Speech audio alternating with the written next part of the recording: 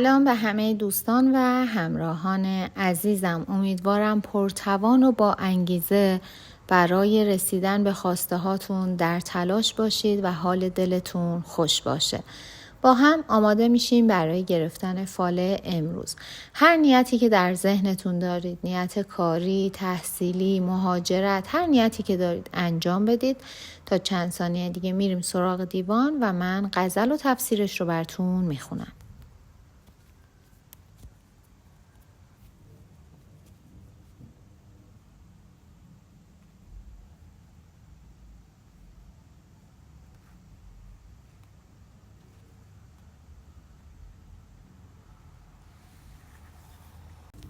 خب دوستان، اگر نیتاتون رو انجام دادیم با هم ببینیم حافظ امروز چه توصیه‌ای برای ما دارن.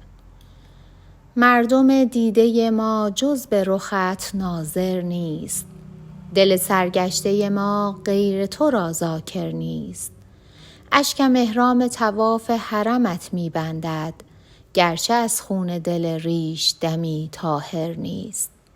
بسته دام و قفس باد چو مرغ وحشی، طایر صدر اگر در طلبت طایر نیست. عاشق مفلس اگر قلب دلش کرد نثار، مکنش عیب که بر نقد روان قادر نیست. عاقبت دست بدان سرو بلندش برسد، هر که را در طلب همت او قاصر نیست. از روان بخشی عیسی نزنم دم هرگز، زان که در روح فزایی چو لبت ماهر نیست. من که در آتش سودای تو آهی نزنم، کی توان گفت که بر داغ دلم صابر نیست.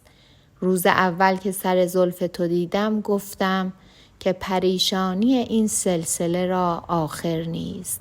سر پیوند تو تنها نه دل حافظ راست، کیست آن کش سر پیوند تو در خاطر نیست. خب دوستان، باید بگم در این غزل حافظ در واقع از یکی از شعرهای سعدی الهام گرفته و عاشق بیچاره جز به چهره معشوقش نگاه نمی‌کنه و اشک‌هایی که میریزه هرچند از خون دل اون در میاد ولی به دور معشوقش طواف میکنه. حافظ فقیر چون مالی برای اهدا کردن نداره قلبش رو نثار میکنه و در عشقش صبوره. اما در تفسیر این غزل حافظ میگه احساس رضایت از زندگی با داشتن شرایط بهتر متفاوته. شما گاهی احساس نارضایتی از زندگیتون میکنید که این حس بدی به شما میده. همه آدم ها دوست دارن که در شرایط بهتری نسبت به گذشته خودشون زندگی کنن و اصل موضوع انسان ها و انگیزشون همینه که دوست دارن پیشرفت داشته باشن نسبت به گذشتهشون و این هست که محرک کار و تلاش بیشتر اونها هست. اما همه اینها و این که گفته میشه احساس رضایت با شرایط بهتر متفاوته، اینه که خب شاید ما دور و برمون دیده باشیم افرادی رو که شرایط زندگیشون خب شرایط خیلی ایدئالی نیست، خیلی معمولیه، اما همیشه شور و شوق زندگی در اونها دیده میشه، با کوچکترین چیزی خوشحالن، سعی میکنن از داشته هاشون لذت ببرن و همیشه برای زندگیشون اشتیاق دارن و در مقابل همیشه افرادی رو دیدیم که علی‌رغم اینکه زندگی ایدئالی دارن اما همیشه ناراضی هستن. پس این احساس رضایت از زندگی در واقع ربطی به شرایط نداره. توصیه حافظ اینه که سعی کنید احساس رضایت از زندگی رو در خودتون تقویت بکنید و بدونید که قطعاً این احساس رضایت ربطی به شرایط و وضعیت مالی نداره. بی تأثیر نمیتونه باشه شرایط مالی در بهتر زندگی کردن، اما صرفاً اینکه احساس رضایت در زندگیتون داشته باشید به این موضوع مربوط نمیشه. حافظ میگه سعی کنید کارهاتون رو خودتون و به تنهایی انجام بدید و از دیگران توقع نداشته باشید. انقدر در کارهاتون به خودتون متکی باشید که زمانی که به موفقیت رسیدید همه از موفقیت شما حیرت زده بشن. بخت و اقبال شما بلنده و بدونید با همت، اراده و تلاشی که دارید در هر کاری که پا بذارید میتونید موفق باشید. بهتره نسبت به حرفهای ناامید کننده اطرافیانتون بی‌اعتنا باشید و کار خودتون رو انجام بدید. اگر میبینید کسی داره به شما انرژی منفی میده، دائما میگه شما در کارتون موفق نمیشید، شما در حرفتون موفق نمیشید، اگر ایده جدیدی به ذهنتون رسیده و فکر میکنید در اون کار موفق میشید و اطرافیانتون در پی این هستن که نظر شما رو عوض کنن و میگن خب اگر این ایده انقدر خوب بود چرا کسی قبل از شما این کار رو شروع نکرده، بهتره به این حرفها بی‌اعتنا باشید و راه درست رو پیدا بکنید و اقدام بکنید. درسته که ما باید با اطرافیانمون مشورت کنیم و ازشون راهنمایی بگیریم، ولی گاهی وقتها حرفایی که اطرافیانمون میزنن اثر حسادت، نه اثر کمک کردن. فرق این دو رو تشخیص بدید و راه درست رو پیش بگیرید. دوستان، در مورد نیتی که دارید، حافظ میگه این نیت تمام فکر و ذکر شما رو به خودش مشغول کرده و میشه گفت به چیز دیگه حتی فکر نمی کنید.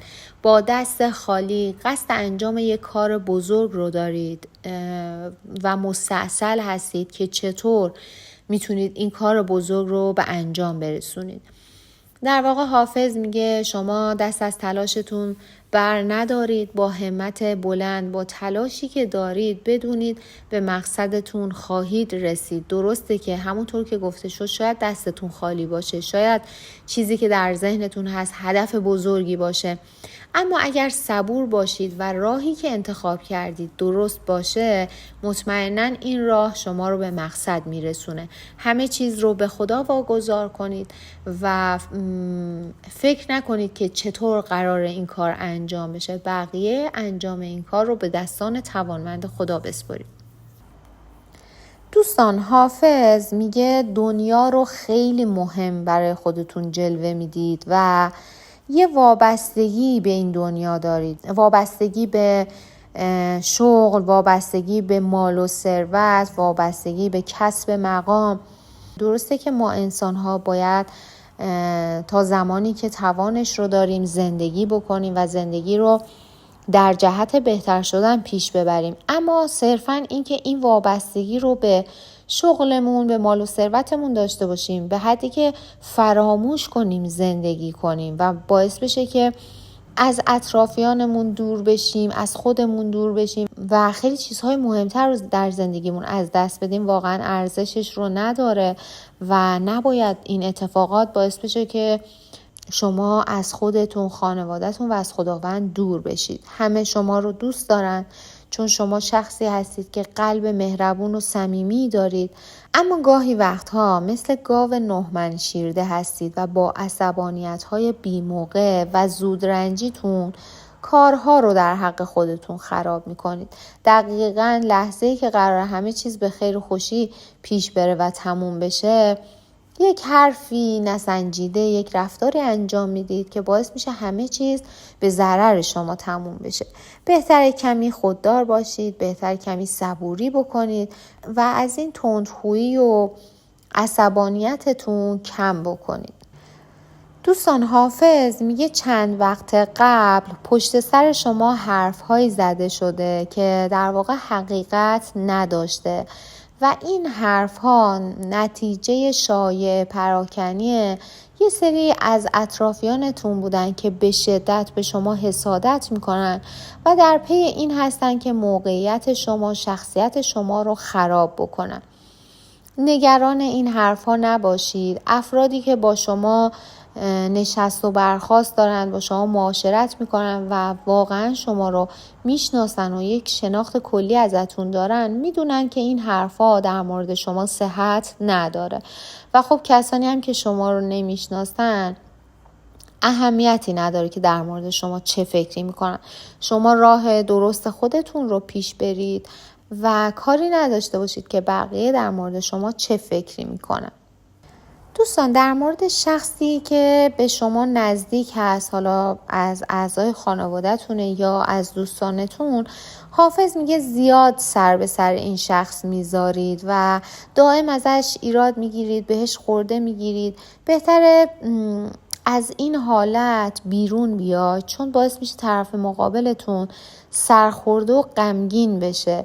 بلکه سعی کنید تشویقش بکنید، براش هدیه بخرید، دلش رو به دست بیارید و اگر فکر میکنید حتی جایی ضعف و مشکلی داره، بهش کمک بکنید که مشکلش رو حل بکنه و موانع رو از سر راهش بردارید. دوستان، در مورد نیت یا هدف یا کاری که قرار هست انجام بدید، حالا بستگی به نیتتون داره، حافظ داره شما رو آگاه میکنه که کسی سر راه شما دام پهن میکنه برای اینکه شما رو فریب بده. در واقع این شخص قصد فریب شما رو داره و یه کاری میخواد انجام بده که شما رو از هدف و مسیر اصلیتون دور بکنه و شما رو گمراه بکنه و بهتره در این مورد قدری با احتیاط عمل بکنید. در آخر هم دوستان، اگر نیت خرید و فروش داشتید، بهتر خرید و فروش رو به زمان دیگه موکول بکنید، چون در معامله‌ای که پیش رو دارید براتون ضرر و زیان اتفاق میفته. بهتر به تأخیر بندازید این معامله رو. و دوستانی که نیت مسافرت داشتن، باید بگم مسافرت براتون خوبه و اگر براتون سفر پیش اومد حتما این سفر رو قبول بکنید. برای بیمار هم دوستان، اگر نیت داشتید، باید بگم بیمار اوضاعش رو به بهبودی هست، اما بهتر بیشتر بهش رسیدگی بشه، هم از لحاظ جسمانی و هم از نظر روحی. دوستانی هم که نیت فرزند داشتن، حافظ میگه پدر یا مادر شما از شما رنجیده خاطر هستن. اتفاقی بین شما افتاده که چند وقتی هست از شما ناراحتی به دل گرفتن و دلشون شکسته. دوستان عزیز، پدر و مادر یک گوهر گرانبهایی هست که مثل و مانند اونها دیگه هیچ وقت برای ما نخواهد بود و دعای خیر اونها میتونه خیلی از بلاها رو از زندگی ما دور بکنه. اگر نیت فرزند دارید، اگر مشکلی دارید در این خصوص و نیتتون برآورده نشده، بهتر دل پدر مادرتون رو به دست بیارید و ازشون بخواید که در حق شما دعا بکنن و بدونید که به زودی برای شما این اتفاق خواهد افتاد. و نکته‌ای که در آخر غزل حافظ داره بهتون توصیه میکنه اینه که افراد موفق عموماً از میان روی و نرمش خودشون احساس قدرت میکنن. یعنی از اینکه با همه راه بیان، برای همه کاری انجام بدن و تعادل رو در زندگیشون برقرار بکنن، احساس ضعف نمیکنن، بلکه احساس قدرت میکنن. اما افراد ضعیف هیچ وقت دوست ندارن تعادل رو در زندگیشون برقرار کنن و حتی گاهی وقتها از موضع ضعف یا از موضع ستم با بقیه رفتار میکنن، بد اخلاقی میکنن، بد رفتاری میکنن، زورگویی انجام میدن نسبت به اطرافیانشون و این خصلتی هست که باید از خودتون دور بکنید. اگر میخواید زندگی راحتی داشته باشید، افکارتون راحت باشه، وجدانتون راحت باشه، احساسات راحتی داشته باشید، بهتر در همه کارهاتون تعادل و نرم بودن و مهربون بودن رو رعایت بکنید. همیشه رضایت اطرافیانتون رو در نظر بگیرید، چون همونطور که قبلتر هم گفتم در غزلهای قبلی، گاهی وقتها گره هایی که به زندگی ما میفته به دلیل ناراحتی ها و کدورت هایی هست که بین ما و عزیزانمون پیش میاد. بهتر سعی بکنیم دل اطرافیانمون رو به دست بیاریم و قدر روزها و لحظه ها، قدر اطرافیانمون رو بدونیم. هیچ کس از اینکه قراره یک لحظه دیگه چه اتفاقی براش بیفته مطلع نیست و به قول معروف ممکنه یه وقتی به خودمون بیایم که ببینیم چقدر زود دیر شده. رفقای جان، ممنونم که تا پایان این فال با دل و جان همراه بودید. حافظ زبان دل هاست. هر بیتش نوری برای دلهای جویای معنا. اگر این فال با حال دلت همراه شد، بدون که یک نشونه است. نشونه ای از آسمون دلت. دعوتت میکنم فالهای دیگه کانال رو هم ببینی. هر کدومشون قصه ای دارن. پیامی، نوری، یا شاید پاسخی که مدت هاست دنبالش بودی. فراموش نکن تو لایق آرامشی که حافظ همیشه در غزلهاش ازش صحبت میکنه. تا دیدار بعد، با دلی سبک، نیتی روشن و امیدی در دل، بدرود.